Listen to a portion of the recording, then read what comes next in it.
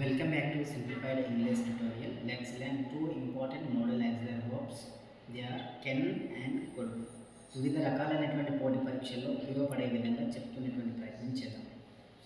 Can అనేటువంటి దాన్ని మనం ప్రస్తుతంలో ఒక పనిని చేయగలను అని చెప్పే సందర్భంలో మనం కెన్ ఉపయోగిస్తుంటాం. అంటే ప్రజెంట్ అబిలిటీ, ఒక వ్యక్తి ఒక పని చేయడానికి సామర్థ్యం కలిగి ఉన్నాడు అని చెప్పే సందర్భంలో కెన్ ఉపయోగిస్తుంటాం.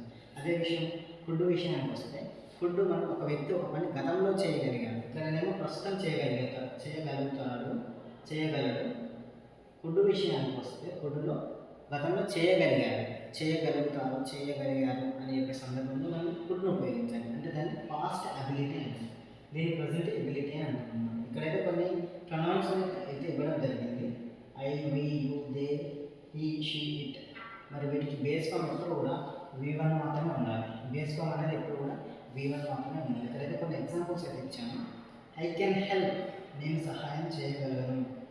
షీ కెన్ ప్లే, ఆమె ఆట ఆడగలదు. దే కెన్ గో, వాళ్ళు వెళ్ళగలరు. ఇక్కడ కుడ్ చూడండి, కుడ్కి ఎగ్జాంపుల్ చూడండి. ఐ కుడ్ హెల్ప్, నేను సహాయం చేయగలిగాను. షీ కుడ్ ప్లే, ఆమె ఆట ఆడగలిగింది.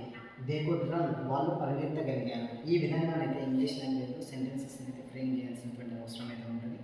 మరి కెన్ అండ్ కుడ్కి డిఫరెన్సెస్ అయితే మళ్ళీ ఒకసారి తెలుసుకోవడానికి ప్రయత్నం చేద్దాం. కెన్ అంటే ప్రస్తుతం ఏదైనా ఒక పని చేయగలను అని చెప్పే సందర్భంలో మనం కెన్ ఉపయోగిస్తుంటాము.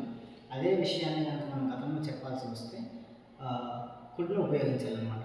దాన్ని మనం పాస్ట్ అబిలిటీ అంటాం, కెన్ని మనం ప్రజెంట్ అబిలిటీ అంటాం. మీకేమైనా డౌట్స్ ఉంటే కామెంట్స్ ద్వారా తెలియజేయండి. And please don't forget to subscribe our channel.